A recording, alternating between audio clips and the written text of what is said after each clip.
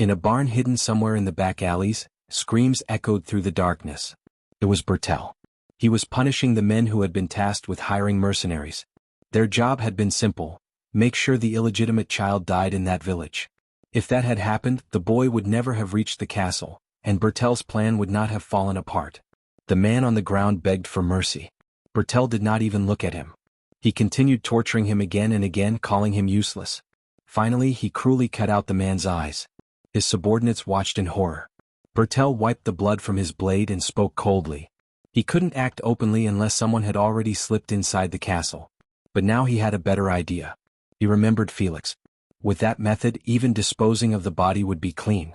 Later, Eugene spoke privately with Felix. He had heard that Sir Bertel had ordered Felix to head into the dungeon that was about to open. Felix's hands trembled. "I came here to die," he said in a shaking voice. "And now they're sending me to the dungeon to die." Eugene looked at him calmly. "Do you remember the incident when the mercenaries sent to your village were attacked by black wolves?" Felix nodded. "Those third-rate mercenaries who became wolf food," Eugene continued, "were probably sent by one of your brothers. They never intended for you to reach this castle alive." Felix's face went pale. "But there is a way for you to live," Eugene said. Felix's eyes widened. "You can become my retainer." Felix froze. "You're 16, Eugene continued. "You've already completed your coming-of-age ceremony. You don't need a guardian's consent anymore. You can choose your own path." He looked directly at him. "You can either stay hidden and wait for someone to end your life, or struggle until the very end." The next day the dungeon finally opened. Everyone prepared for the dungeon expedition. Sir Galfredic gathered the fighters and explained the strategy. "If a high-rank monster appears, we retreat immediately," he ordered. Everyone acknowledged the command. Scouts were sent toward the dungeon entrance.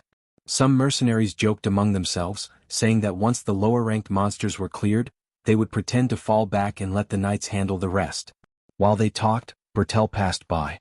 "Where is Felix?" he demanded. He had definitely ordered the illegitimate child to come here. Someone answered, "Are you talking about the kid beside Sir Eugene?" Bertel turned. Felix was standing next to Eugene, offering him a small snack. Bertel's face twisted with anger. He stormed toward them. "How did a low-born, uncivilized brat end up here?" he shouted. Felix trembled. "Did you already forget my orders?" Bertel snapped. "Grab your bag and move into position." Felix did not move. He stayed behind Eugene. Bertel reached forward to grab him. But Eugene stepped in and blocked his arm. "Move your hand," Eugene said coldly. He continued, "You're sending a boy who has never held anything sharper than a kitchen knife into a dungeon the moment it opens. Are you out of your mind?" Bertel slapped Eugene's hand away. "That's rude," he growled. "I'm simply training my younger brother to be strong.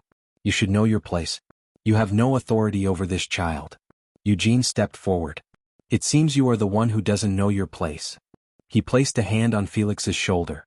"That boy became my retainer yesterday." The crowd stirred. "And everyone here is a witness," Eugene continued calmly. "This bond is thicker than blood. If any of you so much as lay a finger on him, I will consider it a challenge against me." He leaned closer, meeting Bertel eye to eye. "If you want to loosen up before entering the dungeon, go ahead." Bertel stepped back slightly, shaken. "Who gave you permission?" he demanded.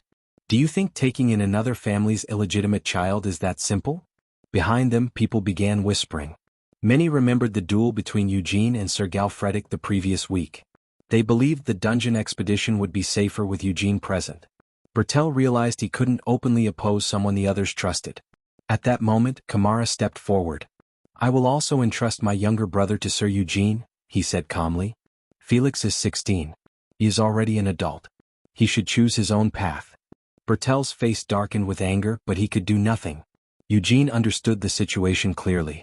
Felix was weak, and weakness attracted predators. Survival was never easy. But if one could not grow stronger alone, then the only way to survive was to gather into a pack. Kamara then turned to Felix. "Come with me," he said. "I'll show you the training grounds." The tense atmosphere slowly eased. Soon after, a scout rushed in with a report. "There are no traces of monsters outside the dungeon tunnel. Nothing has escaped.